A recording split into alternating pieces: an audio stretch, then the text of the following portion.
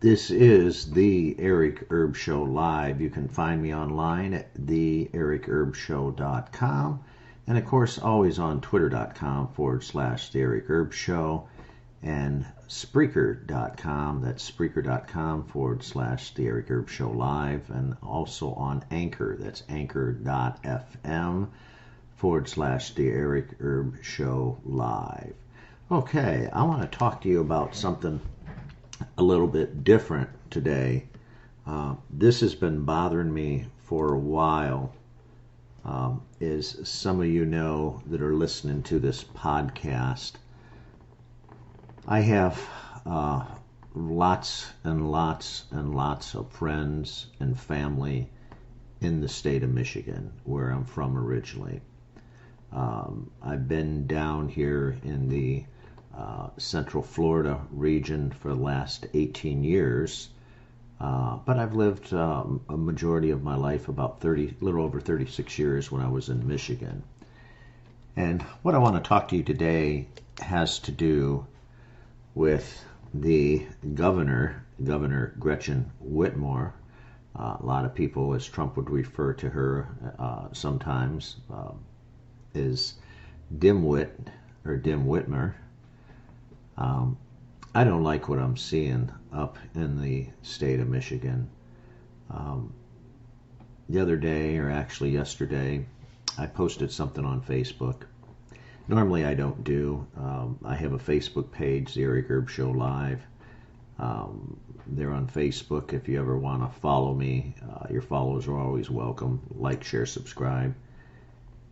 And I posted something the other day. And what I posted was just an article at the end of my letter, open letter to all my family and friends there who are on Facebook. And I just simply put in that open letter, my heart breaks and I feel very, very sorry and very sad, almost to the state sometimes of hitting depression, because I have loved family members and good friends, high school, college, all that type of thing, in the state of Michigan, and they're suffering over a tyrannical Governor Gretchen Whitmer. And her state attorney general and the Secretary of State are all women. And, Trump has a problem with that. I don't have a problem with that. As long as you do right by the people of Michigan. Well, having been a native Michigander my whole entire life, I see what's going on. I see the lockdowns. I talk to my sister, pretty much on a weekly or every other week basis. I follow the news up there in Michigan very, very, very closely. I see how the people are treated. You can't go out. You can't hardly do anything. The governor is just barely trying to lift these tyrannical rules that she's imposed, Governor Whitmer. And I was very upset. And in my note that I wrote to most of my family, friends, and colleagues up north in Michigan, I basically put my feelings down on paper. And what I'm not understanding, what I'm not seeing, and this goes for, I also keep track of, I got about 1,000 different news sources via Twitter and everything else, and alternative news sources. I have tons and tons, and I can't even count anymore. I got so many news sources, global news sources. And what I'm seeing, not just in Michigan, but what I'm seeing also involves everyone here in the United States. I'm seeing such as the capital of Michigan, which is Lansing, Michigan. I see that there might be, 100, 200, 300 people up there picketing and protesting, but I'm not seeing that going on throughout the United States, especially in these Democratic governor-controlled states. I'm not seeing that. Now, just let me ask you,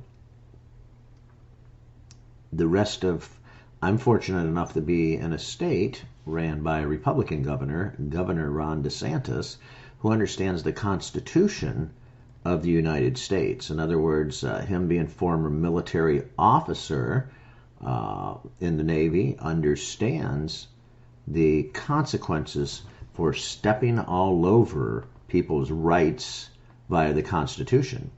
Now, these governors that I'm seeing in these Democratic-ran states, they don't seem to care. And you have governors up there, I believe, in Massachusetts, Pennsylvania, New Jersey, Illinois. I mean, I can keep going on and on and on. These Democratic-ran states, they're on a power trip.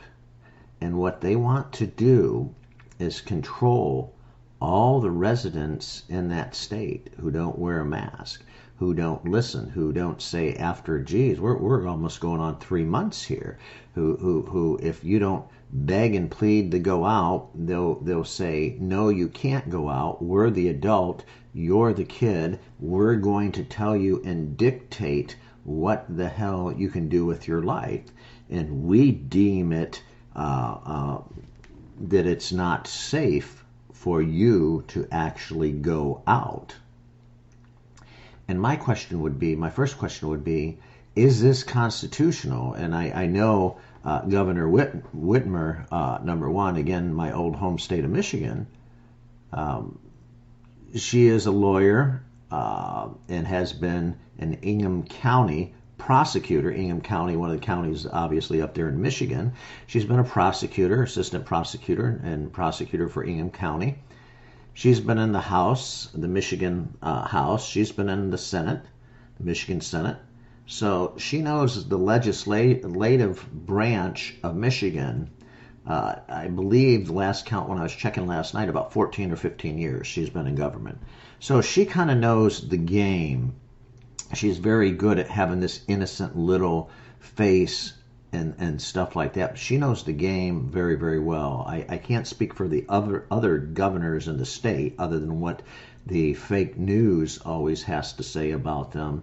But I can tell you that, number one, what these governors are doing to these people in these Democratic-ran states is unconstitutional. And my first question, again, I allude back, why in the fuck are you people in these Democratic-ran states putting up with this shit? I can't believe it. You know, I was about in tears last night as I was posting an open letter again on my Facebook page, which I very rarely do, just to all my family and friends, and I have hundreds, if not thousands of family and friends, mostly lots of friends, acquaintances, schoolmates, classmates, and I mean over and over and over in the state of Michigan. Where in the fuck are all the patriots? That's my next question. Where are you? Where the fuck are you people at? Why are you letting people, Democratic-ran governors, assert their authority through unconstitutional laws and scaring the hell out of you? Don't you people realize what the law is? That might be a law that a governor that their local Senate and their local House passed in that particular state, and then the governor would sign something into law, but that's unconstitutional, something that breaks a federal law. It's unconstitutional. You just can't lock people up and throw away the key. Where the fuck are you patriots at? Where? I don't know. I question that. I'm seeing again a little bit of action up north in Michigan, but I'm not seeing it anywhere else. I'm seeing it, a little bit here, maybe a little bit in the liberal-leaning left California. God, I feel sorry for you under Governor Gavin Newsom. You know, he's a real piece of work. Don't even get me going on Governor Gavin Newsom. He's a real piece of work. I mean, he's just, it's incredible. It's absolutely incredible. The leftist shit that this son of a, pulls. I just can't believe it. It just, and the people take that, and I know probably the conservatives, probably the Republicans in the state of California, obviously are in the mass minority out there. But if you go to Southern California, what I've always studied, and I've been out to California once, out to Fresno and through LA and so on and so forth, but that was years ago. What the state of California is it's always been predominant, or it used to be, at least on the map anyway. Central California, yeah, San Francisco, the Bay Area, blah, blah, blah. They're liberal. Down to Southern California, they're, of course, real liberal. But Northern California was always a little bit, at least a little bit more conservative. And that might not be the case. Maybe things have changed. And it's very, very sad to see how the people, just like in that once great, beautiful state, has just been shit on and totally controlled like a bunch of fucking rats in a box. And again, I digress. I go back on point here, back to Michigan, and seeing a governor, again, Governor Gretchen Whitmer, controlling all of my family, controlling all of my friends, controlling all the people I know. And again, I know lots of people in central Michigan, central and northern Michigan. I know lots and lots and lots of people. It's sad, and it breaks my heart. Them people are suffering. She was elected 2019, I believe. That's the last I checked. I did the history on her, and she was elected in 2000, I think January, February 2019, or whenever their election date was, but that's when she took office. So she's going to be around for a few more years, unfortunately. And you poor bastards up there in Michigan are going to have to suffer. And my prayers go out to you, and my prayers go out to everybody listening to the podcast, especially if you're in a Democratic-ran state. Again, California, Michigan, you're in the state of New Jersey, New York, Pennsylvania, and I can just go on and on and on. Massachusetts, a lot of the New England states are ran by Democratic governors, and I just feel very, very sorry for you. I feel sorry for you all. And again, my question is, if you understood or would just bother to read, and I plead and I beg of you, just read sometime. Read the Constitution, and just read the Constitution and try to get your hands around that. It's really not that hard. It's very, very basic and very, very simple. And understand the Constitution and understand what it means that you have people, again, in office that are just doing totalitarian way of governing, and that it's unconstitutional, and this isn't legal. If it's not legal, then their pretend Mickey Mouse laws are non-binding.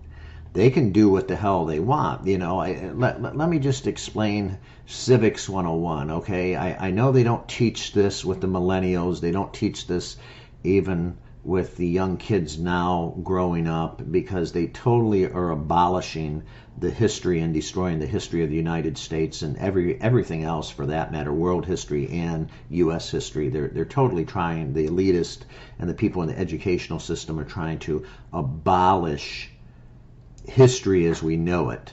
So we just have to look back to their way of thinking, okay, their way of control and manipulation.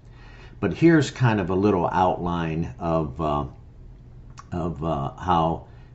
how a government would run. Okay, this is kind of a mixed local civics 101. Governments start at the local level. The local level would be, of course, the city. Okay. I was trying to convey this in my message yesterday as I was writing on Facebook, and some people don't seem to understand, but I'll just say it in this podcast. Governments start at the city level, and then if you move on and say you're a city manager, city mayor, what have you, a city treasurer. There's lots of positions. There's probably thousands depending on the size of the city. I'll give you an example, like Orlando. Orlando's fairly close to where I live. So, you might have hundreds of people, maybe a couple thousand people that work for you if you're a city manager, you're a mayor. And then it progresses from there. It goes from the city to the state. Now, rather than you might be responsible for a few hundred, maybe 1,000 employees if you're a city employee, like the city of Orlando again, going back to my illustration. You might be a governor, fortunate to be a governor, like Governor Ron DeSantis of Florida here.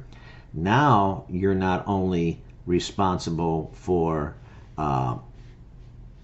hundreds of jobs, you might be responsible for thousands, maybe like the state of California, tens of thousands of jobs.